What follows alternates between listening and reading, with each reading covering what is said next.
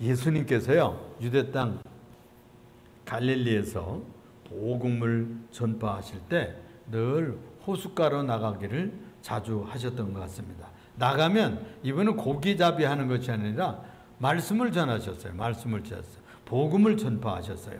이 갈릴리 바다라고 되어 있지만 사실은 호수예요. 가보니까 큰 호수더라고. 민물 호수예요. 미살산 또는 헐문산에서요, 그 녹은 눈에 그래서 물이 녹아가지고 내려와가지고 이 갈릴리를 채워요.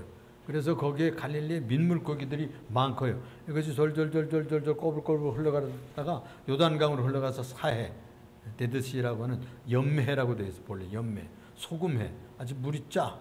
가보니까 거기에서 이렇게 누우면 둥둥 떠요. 수영을 하지 않아도. 어디서 무슨 신문도 읽고 그래요. 뭐 그런 정도예요. 그러니까 참 여러 가지가 있는 그 땅이에요. 성지에 가보면 재미있어요. 그런데 예수님께서 태어난 것이 베들레헴이지만 살기는 저 나사렛 가서 살으셨어요. 그래서 그 나사렛 출신이다, 나사렛 예수다 그랬어요. 그때 당시에 예수라는 이름이 많았대요. 예수라는 이름이 많았대. 우리나라에 뭐 복동이, 옛날에는 개똥이도 있었어요. 또는 무슨 영희, 철수, 뭐 이렇게 다 이름을 지었잖아요. 그 중에 흔한 이름이 뭐냐? 예수. 여수아.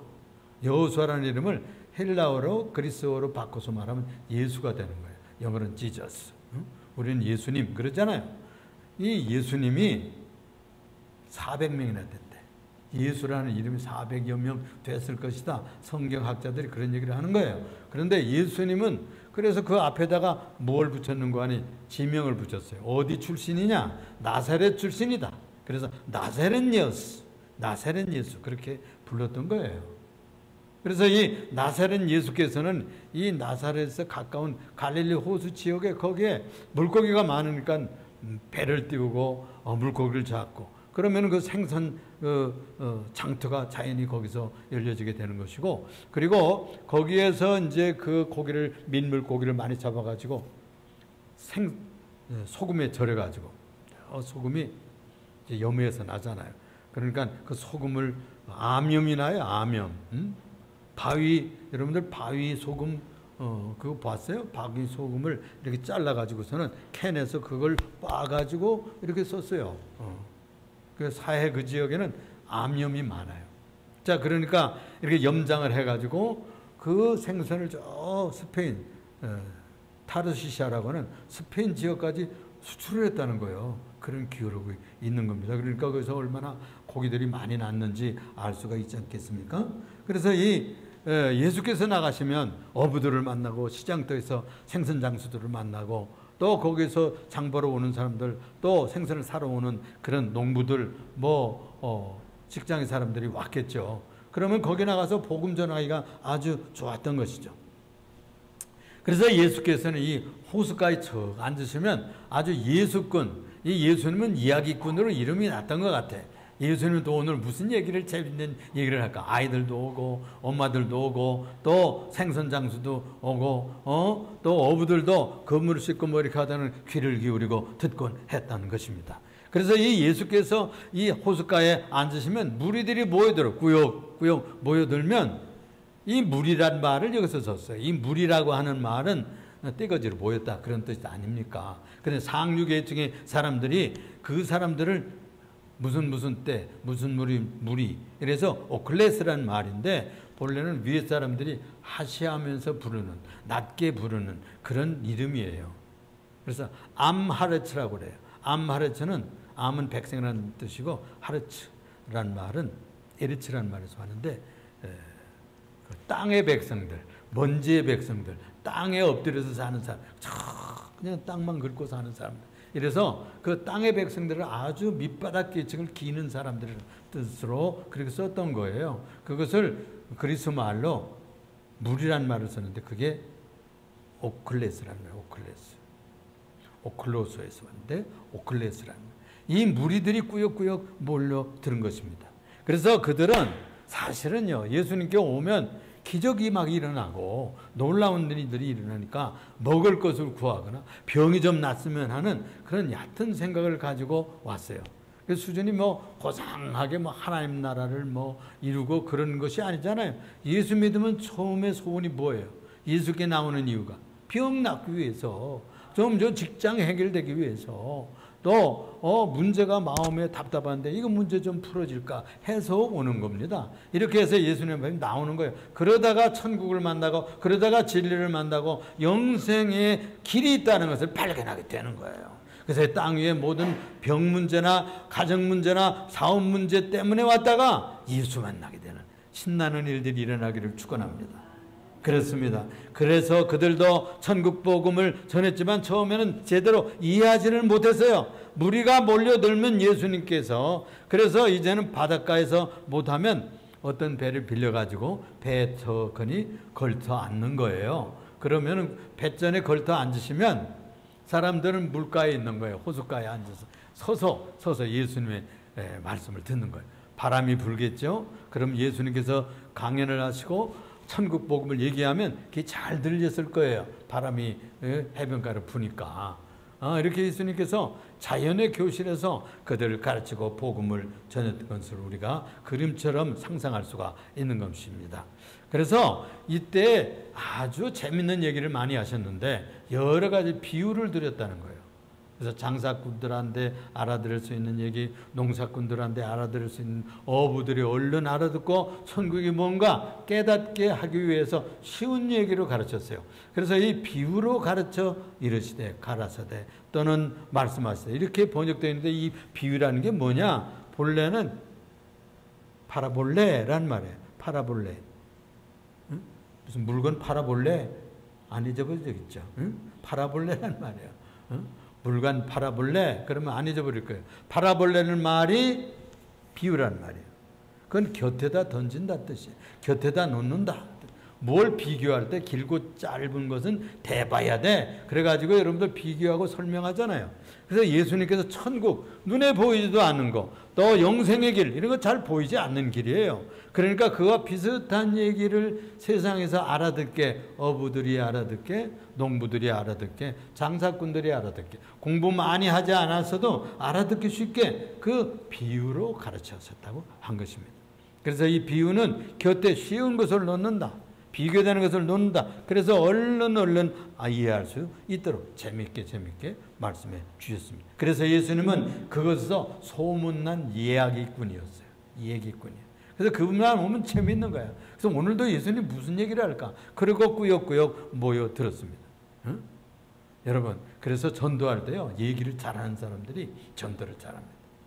우리 정을천 목사는 한 군데 앉으면 그냥 쏟아놔. 이야기 보따리가 풀러지면 보통 한 시간 반 얼마든지 얘기할 수 있어. 그러니까 전도를 잘해요. 응? 아주 전도를 잘하는 그런 전도꾼입니다. 얘기꾼은요, 그래서 얘기를 잘하고, 그래서 그런 비난도 있어요. 예수쟁이들 말은 잘하네. 그런 얘기가 있어요. 하여튼 말을 잘해야 전달하죠. 응? 의사가 통해 문제를 해결할 수 있는 실마리를 풀고 설명할 수가 있는 것입니다. 그래서 오늘은 인생을 농부처럼 이런 제목을 지어봤어요. 여러분, 인생을 농부처럼 짐작이 가죠? 한번 따라서 해봅시다. 인생을 농부처럼 씨를 뿌리는 자가 뿌리러 나가서, 예수님께서 말을 시작하는데 농부 얘기를 하는 거예요. 씨를 뿌리는 자가 뿌리러 나가서, 이 호숫가에서 그런 얘기를 합니다. 이 다음 주는요, 그 맥주 감사 주일로 지키거든. 1년에 우리가 크게 2번 추수하잖아요. 여름에 옛날에는 보리 농사를 많이 지었어요. 그래서 보리 양식이 떨어지면 보리고기도 있었고요. 그랬었어요. 그래서 보리 양식 있을 때까지 얼마나 기다리는지 몰라요. 그래서 이제 7월 첫 주일, 7월 달 중에 이제 맥주 감사주의를 지키고, 가을에 이제 또 우리가 10월이나 또는 11월에 추수감사주일로 지키잖아요. 이렇게 인생은 추수하는 것과 같습니다. 농사를 지어야, 뿌려야 모서 인생을 거둘 수 있다는 진리를 여기서 가르쳐 주시는 것입니다. 이제 씨를 뿌리는 사람이 뿌리러 나갔다는 거예요. 그래서 봄이면 농부가 밭에 나가서 씨를 뿌립니다. 주인이 씨를 뿌리기도 하고, 어떤 데는 머슴이나 일꾼들을 불러가지고 일을 시키기도 합니다. 성부 하나님은 이 밭의 주인이시고 이 세상의 주인이 되십니다. 우리들은 보내신 주님께서 복음의 씨앗을 제일 먼저 뿌리러 오셨다는 것을 아셔야 될 것입니다. 구약시대에도 하나님께서 선지자들을 보냈어요. 제사장들을 보냈어요. 전도자들을 보내가지고 복음을 전했어요. 그런데 누가 보냈느냐? 주인 되신 하나님께서. 세상 사람들이 목매에서 잘 몰라. 그냥 어머니 밥 바로 먹고 그냥 뭐 땅 파고 이렇게 해서 그냥 이렇게 해서 천국에 있다는 걸 몰라. 그리고 살다가 퍽 죽어버리면 어떻게 하는 거예요? 그래가지고 하나님께서 그들에게 정말로 너희들이 이 땅에서 농사 짓듯이 장사하듯이 또는 뭐 학문을 연구하듯이 또는 무슨 사업을 하듯이 이렇게 하다가 인생을 살고 오는 데가 있다. 그걸 가르치는 거예요. 그걸 가르치기 위해서 오늘도 농사 얘기를 시작하고 있습니다.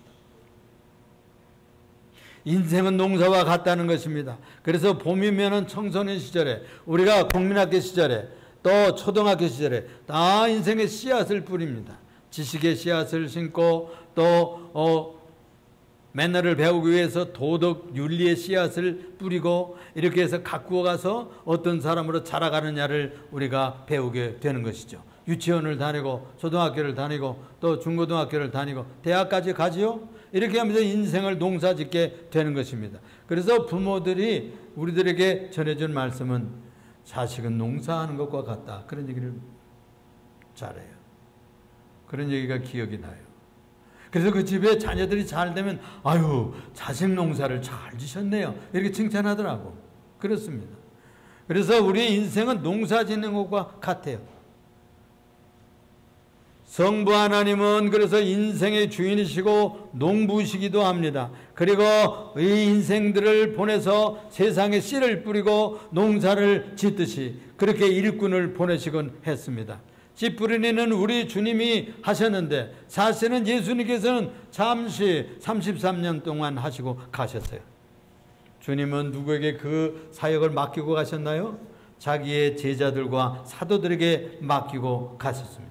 또 사도들이 하고 나아갔을 때는 자기의 제자들, 속사도 교부들 또는 제자들, 목사들, 선교사들, 전도사들 이런 분들에게 다 맡기고 가셨습니다.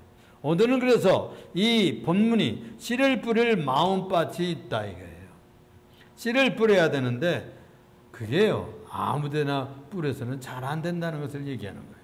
우리 인성들, 우리의 마음밭이 있다요. 땅은 마음과 비슷하대요. 그래서 네 가지 종류가 있다고 말씀하고 있어요. 첫째는 씨가 떨어진 길가 땅입니다.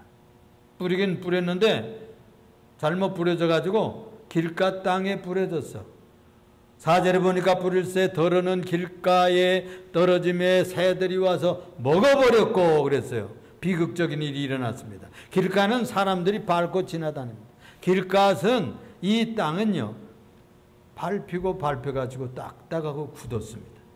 제가 시골 중학교 다닐 때요 저희 충청도 저 부여군 홍산면에 그 주위에요 8개면이 있었어요. 그래가지고 홍산중학교 하나 있었어요. 그래가지고 8개면에서 중학교 시험 보고 들어왔어. 저희 때는 다 중학교도 시험 보고 갔어.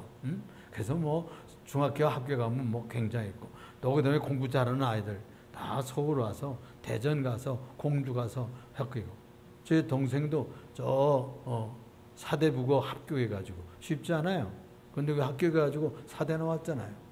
그 유학한다고 했다니까. 이렇게 그 시골에서 미산, 마산, 저기 무슨 뭐 옥산, 또 충화 무슨 뭐 지산 뭐 이런 데서 다 왔어요. 구령, 그 옆에 구령이라고 있었어요. 논티 그런 지역에서 다 왔어요. 그래가지고 와가지고 몰려서 8개면에서 오니까 학생들이 사방천지에서 옵니다. 이렇게 오면은 이때쯤 되면요 밀밭 사이로 옵니다. 볼밭 사이로 걸어서 가방 들고 옛날에는 막 가방을 허리다 묶고 다니는 애들도 있었어요. 이렇게 해가지고 그 각진 모서리길에서 옵니다. 아예 아이들이 딛다 밟아가지고 뭉개가지고 볼이나 밀들이 자라지를 못하는 거예요. 주인이 그러면 거기다 탱자가시를 와서 여기 못 당기게 만듭니다. 그게 소용이 없어. 그럼 치우고 다니기도 하고. 이 길가 땅은 달구지가 다니고 사람들이 밟고 소가 밟고 지나서 굳어버린 땅입니다. 마음이 그렇게 딱딱해지고 굳어진 상태를 한번 짐작해 보세요. 이 길가에 떨어진 씨앗은 싹도 나기 전에요. 누가 와서 먹냐? 참새들이 오기도 하고, 까마귀가 오기도 하고, 까치들이 와서, 비둘기가 와서 요새는 자꾸 쪼아 먹어요. 잘 심은 땅에 있는 그런 잘 나는 싹도 비둘기가 쪼아 먹어버리더라고. 이렇게 쪼아 먹어버립니다. 사람들이 지나가면은 딱딱해 버렸어요. 마음밭은 교만으로 차고, 배웠기 때문에 자기만 안다고 독선에 차고 아집이 생깁니다. 어렸을 때는 이 부모님들이 가르쳐준 그런 무엇들로 자꾸 딱딱해져요, 마음이. 또 형제들과 싸우면서 딱딱해지고, 경쟁하면서 딱딱해져. 굳어버려. 유치원 다닐 때 벌써 굳어. 또 그 다음에 중고등학교 때는 얼마나 경쟁이 굉장히 시작합니다. 또 교사들이 얘들은 무슨 성경의 얘기가 전혀 반대되는 저 진화론으로 가르치는 거야. 아베마에서 무슨 이렇게 자가지고 물무동물, 양서동물이 되고, 그것이 자라서 땅바가들 뱀도 되고, 악어도 되고, 또 거기서 새가 되고, 이런 얘기를 자꾸 하는. 그래, 나중에 원숭이도 나오고, 침판치 무슨 이래가지고 사람이 됐다는 거예요. 그러나 여러분, 속으면 안 됩니다. 성경은 말하기를 종류대로 지었다고 그래서 악어는 악어대로, 원숭이는 원숭이대로, 침판치는 침판치대로 만든 거예요. 어디서 어디로 된 게 아니야. 그렇게 알면 큰일 납니다. 큰일 납니다. 그건 짐승처럼 살겠다는 뜻이에요. 우리도 별 짐승과 차이가 없다는 뜻이에요. 안 그래요. 하나님께서는 우리 인간은 따로 흙으로 빚으시고 거기에 생명을 불어넣었어요. 생기를 불어넣었어요. 숨결을 불어넣었어요. 영혼을 불어넣었어요. 그래서 살아있는 하나님을 닮은 존재가 된 겁니다. 그래서 여러분들 마음속에는 의가 있고요, 깨끗한 것을 좋아하고요, 진실한 걸 좋아하고요, 아름다운 것을 좋아하고 거룩한 것을 좋아하게 되어 있는 거예요. 그건 누구를 닮아서요? 짐승들은 엉망진창으로 살지만 사람은 거룩한 하나님처럼 살고 싶은 소원이 마음속에 가득한 겁니다, 여러분. 그런데 그런 것들로 자꾸 가르치니까 성경에 아닌 이야기들로 우리 청소년들의 마음속에, 청년들의 가슴속에 그걸 채워넣음으로 말미암아 잘못된 사상에 밟혔어. 딱딱해졌어. 그래서 복음이 들어오면 팅팅 튕겨버려. 그리고 비집고 들어갈 틈이 없는 거예요. 그런 때 복음이 들어갈 틈이 없어가지고 말씀들이 따로 이렇게 굴러다닐 때에 무엇이 오느냐? 마귀라고 하는 참새가 오는 거예요. 귀신이라고 하는 악령이 와가지고 그걸 쪽쪽 다 따먹어가서 아까 들었던 말씀도 잊어버리고, 어제 들었던 말씀, 텔레비에서 나왔던 하나님의 설교 종들이 하는 말씀, 그때는 들은 것 같은 다 잊어버리고 마귀가 빼어서 간다는. 그래서 이 굳어버린 생각을 바꿔야 돼. 부드럽게 만들어야 돼. 마음을 뒤집어 갈아엎어야 됩니다. 여러분, 아담이요, 범죄했을 때 하나님께서 그 아름다운 동생을 내버렸어요. 너 가서 인생을 갈아엎어야 돼. 그래서 cultivate, 컬처란 말, 문명이라는 말이 거기서 왔어요. 마음을 갈아엎고 정신을 갈아엎고 이 혁명을 하고 뒤집고 부드럽게 하지 않으면요, 하나님의 사람이 될 수가 없어요. 그래서 이 딱딱하게 밟힌 세상의 문화와 사상과 철학으로 밟혀버린 모든 이 전통으로 밟혀버린 딱딱해버린 그 심리를 뒤집어 봐야 돼. 부드럽게 만드는 cultivate, 갈아엎어야 돼. 그래서 아담에게 땅을 갈게 하십니다. 이마에 땀을 흘리며 공부하고 이마에 땀을 흘리면서 밭을 갈듯이 우리의 마음밭을 갈고 정신을 갈아엎고 개혁하고 마음을 바꿔먹는 게요, 쉽지 않아요. 예수님에서 믿음에서 마음을 바꿔먹는 건 굉장히 중요합니다. 다른 생각을 하고 새롭게 뒤집고 내가 이래서 살아서는 안 되겠다, 내가 이렇게 공부해서는 안 되겠다, 새롭게 각오를 하는 겁니다. 새벽기도 나오는 거 쉽지 않아요. 새벽기도는 꿀꿀 자는데 자다가 그거 시간 끊고 나와서 새로운 인생을 가지고 출발하는 거 쉽지 않아요. 그 시간을 갈아엎는 거예요. 두 번째로요, 흙이 얇은 돌밭에 떨어져. 뿌리는 자가 뿌리를 나가는데 어디에 떨어졌느냐? 5절에 보니까 더러는 흙이 얇은 돌밭에 떨어짐에 흙이 깊지 아니하므로 곧 싹이 나지만 다 타버렸다는 거예요. 더러는 흙이 얇은 돌밭에 떨어졌다는 게, 우리도요 옛날에는 천수답이 있었어요. 여러분 천수답 얘기 들었어? 하늘에 저수지가 없어가지고 이 관계의 수로가 없는 저 산 꼭대기, 이렇게 땅이 없는 분들이 그 산 꼭대기 높은 지역에다가 논을 만드는 거야. 그래가지고 돌 골라내가지고 뚝 맞고, 그건 어디서 샘이 터지지 않는 이상 안 돼. 그래가지고 하늘에서 물이 내려야 돼. 그게 뭐예요? 비야 돼. 장마가 들고, 하늘에서 하나님만, 이 하늘만 바라보는 답이다 이게, 논이다 이게. 그걸 천수답이라고 그래.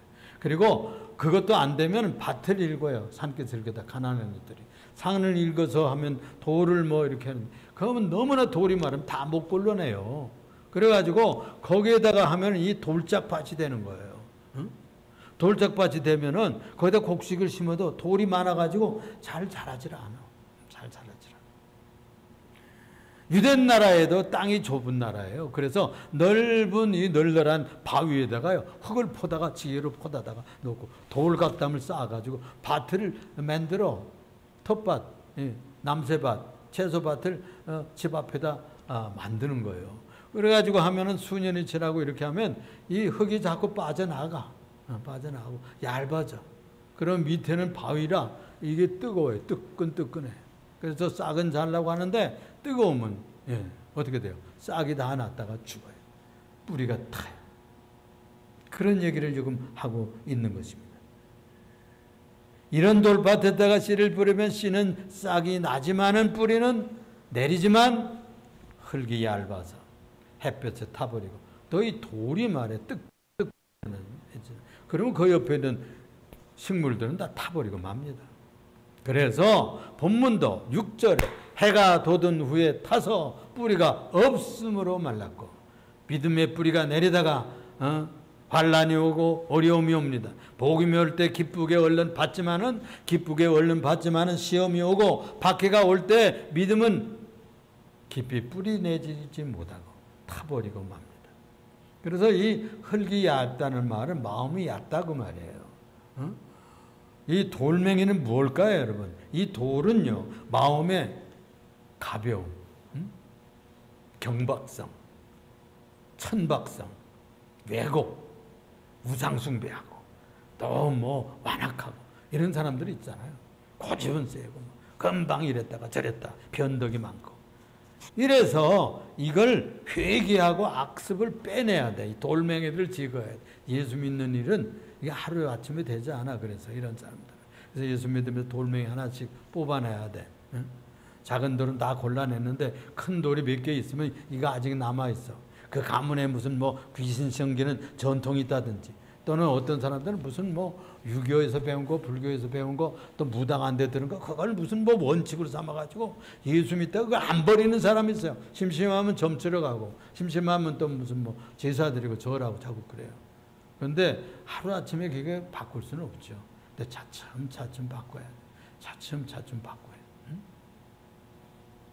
이렇게 해서 그걸 바꾸면 믿음이요, 뿌리 깊이 내리기 시작합니다. 빌리 그레이엄 목사님이 77년대에 오셔서 우리 전 한국에 그냥 뒤집어 놓았어. 100만이 모였다고 그러잖아요. 결신 1000만이었어요. 그리고 세계에 다니면서 얼마나 전도를 많이 하셨는지 통계상 한 100만은 결신시켰다고. 100만. 그때 세월에 100만이면 굉장한 숫자입니다, 여러분. 굉장한 거죠. 근데 통계를 내보니까 열매 맺은 것이 그렇게 많이 거두지를 못했다는 거예요. 그 이유가 뭐냐? 양육을 안 했어요.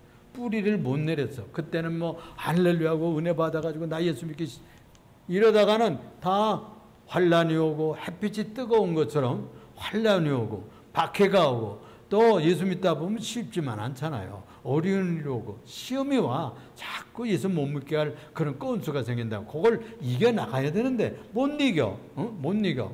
뜨거웠고 너무 그냥 힘들어. 그래가지고 예수를 못 믿게 하는 일들이 일어나게 된단 말이에요. 근데 그것을 잘 극복하지 못해요. 그래서 교회를 다니면서 돌봄을 받았어야 돼. 양육을 받고 훈련을 받고 성경 공부를 하고 든든하게, 또 이렇게 해서 예배당 나와서 설교도 듣고 성경 읽고 기도 생활도 하고 이런 것을 배워야 되는데, 그걸 안 배우니까 어려움을 극복할 능력과 지혜를 배우질 못했어요. 이래가지고 떨어지고 낙심했다는 것입니다. 그렇습니다. 이 돌밭 같은 마음은 회개로 뒤집어져요. 돌을 다 골라내고 폭파해야 돼. 폭파해. 폭탄을 한번 떨어뜨려 가지고 그 그냥 돌을 막 깨잖아요. 그런데 부흥회 같은 데 가서 한번 집회 같은 데서 성령의 불을 받든지 폭탄을 받아 가지고 그 가지 모든 이 돌멩이를 파쇄하는 역사를 해야 됩니다. 여러분들 돌 뜨는 데 가보셨어요? 돌 뜨는 데 가면 구멍을 파요. 그래, 구멍을 파요. 요즘에는 다 다 드릴로 막 다다다다다 해가 파지만 옛날에 그냥 한 번씩 두드려가지고 파죠. 그래가지고 거기다 뭐 넣는 줄 알아요? 그런 구멍을 한 여러 개 뚫어가지고 바위에다가 다이너마이트를 넣었습니다. 그래서 줄 이어가지고서는 저 멀리 떨어져가지고 폭파 그러고서는 막 호루라기를 막 몇 번씩 불어요. 그랬다. 거기에 오면 위험하다고. 그러고서는 확 누르면요, 확 터져가지고 그냥 바위들이 산산조각이 나요. 그러고서는 거기에다가 흙을 넣고 그 다음에 그것을 조경을 하고 그러지 않습니까? 그런 것과 마찬가지예요. 우리의 심령밭도 이게 그냥 바위처럼 그냥 콱 엎드려 있는 그런 것들은 말씀의 그런 폭파, 성령의 폭탄을 맞아가지고 한번 깨지는 역사가 있어야 돼요. 그런 혁명의 역사가 일어나야 이런 마음들을 바뀌게 되는 줄로 믿습니다. 또 세 번째는 씨가 떨어졌는데 어디 떨어졌느냐? 어디 떨어졌다고 그랬어요? 가시떨기에 떨어졌어요. 가시나무 떨기에. 여러분들 그 산에 가보면요, 산에 가보면은 가시떨기 많죠. 우리 충청도에서는 뭔가라고 그러는데 빨간 열매가 가을에 맺고 그런 가시들이 나고, 또 아카시아, 엉겅퀴 이런 것들이 막 납니다. 7절에 보니까 더러는 가시떨기 위에 씨앗이 떨어짐에 가시가 자라가지고 기운을 막았고, 가시가 자라가지고 기운을 막았고, 곡식의 기운을 막으니까 그 곡식이 잘 되겠어요? 우리 시골에 볼 것 같은 밭 구석에 돌들을 모아놓습니다. 돌짝밭에 돌을 매 해마다 거기다 갖다 이렇게 모아놓잖아요. 그러면 거기에 반드시 뭐가 자라냐? 가시나무가 자라. 가시나무가 이 돌밭에 자라게 됩니다. 우리 다 보면은 밀도 떨어지고 또는 무슨 보리도 씨앗도 떨어지면 이것들이 씨가 나긴 나요. 나가지고 나는데 이 가시밭에서는요, 실 같아. 이렇게 쭉 나왔다가 말라가지고서는 척척 걸친 실처럼, 노끈처럼 이렇게 되는 거 여러분도 보았을 거예요. 그래가지고 곡식 노릇을 못해요. 그 왜 그럴까요? 가시들이 다 빨아먹어서. 그 기운에 막혀서. 그런 가시나무 땅 같은 그런 땅도 있다는 겁니다. 여러분들이 우리 인간의 마음 속에 이런 가시덤불이 가득 자라서는 안 되겠어요. 응? 이 가시떨기라는 말은 그래서 말로 악한다라는 말, 악한다. 이 악한다라는 말은 열매가 없다 그런 뜻이에요. 열매가 없어 쓸모가 없다는 뜻이에요. 응? 쓸모없는 땅이라는 그런 뜻이에요. 우리의 심령밭에 그냥 여러 가지가 돋아 있어. 확 떨어져가지고서는 쓸모없는, 이게 여백이 있어야 되거든요. 마음도 여유가 있고 좀 빈 땅이 있어요. 이걸 거기다가 복음을 심지. 다른 것으로 가득 찼어요. 뭘로 가득 찼어요? 욕심으로. 정욕으로. 또 여기 보면 예수님께서 해석해 준 데를 볼 것 같으면 세상 물질 때문에, 먹고 사는 것 때문에. 그거 얼마나 어렵습니까? 목구멍이 포도청이라. 할 수 없잖아요. 가서 돈 벌어야 되고. 또 그 다음엔 그거 있는데도 불구하고 그걸 너무 많이 벌으려고 막 주식 투자하고 하고 맨날 그것만 들여다봐. 이렇게 돼서는 힘들게 되는 것이죠. 그런 생각으로 가득 차서는 안 되겠죠. 또 어떤 사람들은 여기 보면은 철학하는 사람도 세속적인 가치관으로 가득 차 있어요. 공부를 좀 해가지고 뭘 좀 배웠다고 그래가지고 지식이 최고인 줄 알아. 그러니까 복음이 들었고 비집고 들어왔다가도 여러 가지 중에 하나야. 여러 가지 중에 하나야. 오직 구원의 길은 예수의 길이고 복음의 길이고 생명의 길은 이 길밖에 없다고 믿어야 되는데, 철학도 할 수 있고 점치러 갈 수도 있고, 이거 먹고 살아야지 그러고 그것도 중요한 거니까. 그런데 나는 길이요 진리요 생명이니 하는 이 복음의 진리를 붙들어야 돼. 그런데 다른 여러 가지가 꽉 차 있어 마음에. 이 가시덤불로 꽉 얽혀져 있으면 복음의 진리가 자라질 못해요. 걱정 근심이 많아. 세상 우수사례가 많아. 응? 이런 여러 가지들이 많으면 말씀이 자랄 수도 없고 설교가 뭐 듣긴 들었는데 자라질 못해. 믿음이 성장하지를 않는다고 말이에요. 그래서 이 세상의 영향력 아래 사는 이들은 성경 말씀을 읽고 제자 생활하기가 참 쉽지 않습니다. 쉽지 않아요. 그래서 뭐가 자라느냐? 기도가 없기 때문에, 말씀이 없기 때문에, 은혜가 없기 때문에, 믿음이 약하니까 세상 것이 자꾸 자라는 거예요. 그래서 가시던 불이 자라는 거예요. 몇 주일이 오다가 송모 그 성도는 그냥 세상식으로 풀으려고 그래 자꾸. 그러니까 못 오는 거야, 못 와. 세상 것이 콱 넘어들어차 있어가지고 세상 철학과 그 방법론이 가득 차 있어요. 하나님의 방법으로 하라고 해도 그 들려오질 않아, 그게. 들려오질 않아. 그래서 이 주일에 알바도 하러 나가고 말이야. 뭐 이러는 거야. 그날은 쉬어야 돼요. 주일날은. 최소한 쉬어. 1시간. 예배 드리려고 한 2시간 가고 오고 허비해야 되죠. 그러나 그건 허비가 아닙니다. 가장 중요한 것을 위해서 시간을 드리는 거예요. 우리 인생은 시간의 집적이에요. 이 시간을 어디다 쓰느냐? 공부하는 데 쓰느냐? 허랑방탕하는 데 쓰느냐? 영생하는 데 이 진리를 투자하기 위해서 시간을 바치느냐? 여기에 따라서 인생이 운명이 바뀌어요. 우리의 인생은 농사와 같습니다. 여러분들의 삶에 이 가시던 불이 막 자라게 하려고 하면 안 돼요. 이걸 뜯어내야 돼. 이것을 뽑아내야 돼. 그러려면요, 쇠사랑으로 파야 돼요. 여러분 쇠사랑질 해보셨어요? 괭이질을 해야 돼요. 괭이를 막 그거 쉽지 않아요. 뿌리가 얼마나 강한지 그걸 파내고 끊어내고 뜯어내고 뽑아내고서는 거기다가 새역을 넣고 곡식을 뿌려야 되는 거예요. 그 다음에 거름도 많이 넣어야 돼요. 이 가시는 강해가지고 얼마나 지력을 빨아먹었는지.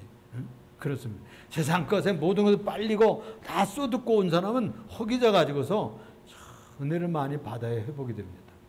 그래서 이 가시던 불 같은 것에서는 거기서 직접 뿌려서는 복음이 안 된다. 그걸 뜯어내고 뽑아내고 혁명하고 세상 우수사려 근심 걱정 그리고 재리에 대한 무슨 우선권 이런 걸 너무 먹고 사는 것이 우선이지 뭐 이러고 주일날도 안 나오고 그러면은 안 된다고 말이에요.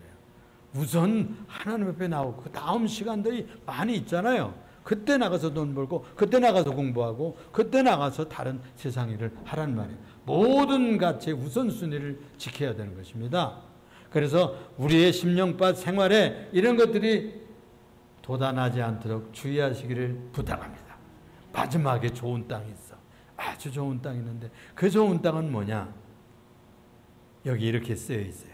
예수님께서 8절에 더러는 많지 않은가 봐. 더러는 이런 말은 흔하다 그런 뜻이 아니죠. 흔하다 그런 뜻이 아니야. 더러는 좋은 땅에 떨어짐에 어떤 것은 100배 어떤 것은 30, 60배 어떤 것은 30배 최소한 열매를 맺었다는 거예요. 결실했다는 거예요. 이 좋다는 말은 칼로스라는 말이에요. 칼로스. 이건 아주 질이 좋고 성품이 좋은 착한 마음입니다. 착한 마음이 예수 잘 믿어요. 선한 사람들이 예수 믿으면 잘 믿는다니까 여러분. 무당성이던 사람들도요. 그거 잘못 알아서 거기 갔지. 그거 철저히 성이던 사람들이요. 귀신 떠나가면 예수 잘 믿습니다 여러분. 예수 잘 믿어요. 제 친구가 있는데 저기 조계종 거기 가서요. 여신도 회장이 되어서 왔더래요. 2대 나온 그런 부인인데 그래 때려치라고 그래가지고 막 못 가게 했어. 강제로. 그래가지고 순복음교회 나가기 전 얼마 2, 3년 내에 그냥 여신도 회장이 되고 오더래. 그래가지고 이분도 가서요. 그 교회 장로 됐어요. 여러분 그런 겁니다. 무엇에 착한면요 잘 돼야 하나님 축복하십니다. 여기 칼로스 착한 마음. 말씀을 들으면 깨달음이 있습니다. 마가복음에서는 이 말씀을 이렇게 말하면 듣고 기쁘게 받아 결실했느니라 그렇게 말하고 있어요. 누가복음에서는 좋은 땅이 있다는 것은 아예 착하고 좋은 마음으로 말씀을 듣고 지키어. 말씀을 듣고 지키어. 말씀 듣기만 하면 뭐예요? 여기서 듣고 이쪽으로 흘려버릴 수 있잖아요. 그런데 이 누가복음에서는 지킨다는 말을 했어요. 실천한다는 말이에요. 한 가지라도 내가 듣고 가서 목사님 말씀 듣고 가서 내가 행해야지. 실천해서 복을 열매 맺어야지. 복되게 살고 싶어요? 순종해 보세요. 실천해 보세요. 말씀을 지켜보세요. 잘 될 줄로 믿습니다. 그런 말하면 그 마음은 착하고 좋은 심령이 말씀을 청종한다 그래요. 청종. 듣고서 따른다 그런 뜻. 청종한다. 옛날에는 이 말씀을 잘 썼어요. 믿고 복종한다. 믿고 청종한다. 이런 듣는 것으로 그치지 않으면 어떻게 되느냐? 최소한 30배예요. 최소한 조금 더 노력하면요. 60배, 100배. 저희가 이 예배당 짓기 전에 쥐눈이 콩을 심었었어요. 근데 쥐눈이 콩이 한 나무예요. 배갈만 나오는 게 아니에요. 2배갈, 3배갈도 나와요. 얼마나 쏟아지는지. 여러분 방울도마도 심어보셨어? 그거요 잘 되면요 그냥 쏟아져. 응? 30개만이 아니야. 60개만이 아니에요. 100개, 150개만. 한 번 따먹고 또 열려. 한 번 먹고 또 열리고. 그리고 그 씨를 그 열매는 하는 게지만 그 씨를 열어보세요. 몇 개씩 수십 개씩 그 안에 들어있어요. 얼마나 열매가 풍성한지 모릅니다. 여러분들이 내가 마음을 착하게 먹고 순종하며 말씀을 듣고 지켜나가고 한 가지씩 두 가지씩 지켜나가면 됩니다. 너무 어렵게 생각하지 마세요. 오늘 아침에 새벽기도 때 창세기 있는 말씀을 읽었어요. 그런데 하나님께서 찾아오셔서 아브라함에 그렇게 말씀했어요. 너는 내 앞에 행하고 그랬어요. 행하고 그 말은 걸어가고 그런 뜻이에요. 한 발자국씩 걸어가라는 뜻이에요. 그리고 내 앞에서 완전하라. 퍼펙트하라. 한꺼번에 완전하게 할 수는 없습니다. 하루 또는 한 시간 내가 너 하루만은 내가 요 사건만은 내가 바로 다루고 양심적으로 진실하게 하나님의 딸로서 하나님의 아들로서 내가 해보겠다. 이런 삶을 살면 해낼 수 있어요. 해낼 수 있다고. 뭐 못할 거 뭐 있어요. 요 한 발자국을 내가 하면 그렇게 하면은 한 발자국이 모여서 두 발자국 되고 10발자국 되고 하루가 됩니다. 하루가 이틀 되고 일주일 되고 이런 생활을 쌓아가기 시작하면요 멋진 사람이 됩니다. 하나님께서 쓰시고 한 사람이 그냥 100배, 200배, 300배. 예수님은 작게 얘기한 거예요.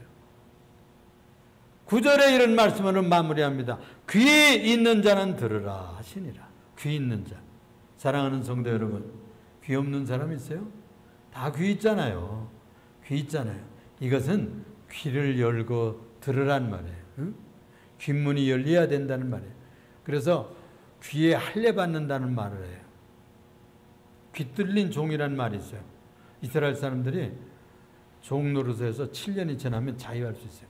6년 지나면 자유할 수 있어요. 7년째. 그런데 이 종은 너무나 주인이 잘해. 그리고 이 6년 동안에 장가가고 또 시집가고 이렇게 아이들까지 낳았어. 그럼 자기 몸만 자유하면 안 되잖아요. 그 자식들 안에 다 그 집에 노예인데 나만 자유해가지고 뭐해? 그래가지고 주인님 저는 자유하지 않겠습니다. 내 사랑하는 아들이 있고 내 자식들이 있고 내 사랑하는 아내가 있는데 내가 어떻게 혼자 나가서 자유롭게 살 수 있습니까? 차라리 나는 주인의 종이 되어서 행복하게 가정과 함께 살겠습니다. 그러면요 귀를 끌고 저 기둥이 있는 데로 가요. 그래가지고 이 귀풀을 뚫어 송곳으로 뚫어 뽕 뚫어요. 요즘에 여러분들 뽕 뚫고 우리 처녀들이 시집가면 거기다 뭐 달아줘? 신랑들이 귀걸이 해주잖아. 그게 뭐냐면 신랑의 종이 되겠다 그런 뜻이에요. 그래서 신랑의 말을 잘 듣겠다, 청종하겠다 그런 뜻이에요. 그래서 그 주인의 노예가 되는 표시가 귀걸이입니다, 여러분. 그것이 이제 아름다운 모습으로 지금은 이제 발전을 했지만은 원래 뜻이 그래요. 그래서 이 귀풀을 뚫는 것은 그 사람의 종이 된다는 뜻이에요. 사랑하는 애들이 선물을 주잖아요. 귀걸이를 주잖아요. 그럼 이제 앞으로 예지도 받았어? 이제 앞으로 받을 거야. 이제 반지도 받고, 이제 귀걸이도 받고, 받을 거예요. 우리 처녀들은 앞으로 다 받을 예정이야. 그것은 바로 남편의 말을 듣고 행복한 가정을 가꾸어 가겠다. 그런 뜻입니다. 그래서요, 속이 뒤집어지죠. 어떤 때는. 내 뜻하고 안 맞아요. 우리 집안에 하던 식하고 달라요. 시집은 달라. 완전히 달라. 사상이 다르고. 체제가 달라. 김치 맛도 다른데 뭐. 된장 맛도 달라. 전혀 달라. 그냥. 그런 사람하고 사는 거예요. 그런데 어떻게 잘 순종할 수 있겠어요? 그런데도 마음을 죽여야 삽니다.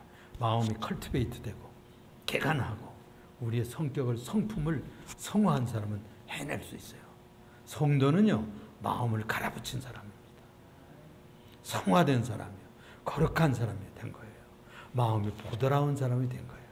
이런 성도가 되면 잘 어떤 처지에서도 어떤 회사도 또 어떤 가문에 가서도 해낼 수가 있습니다.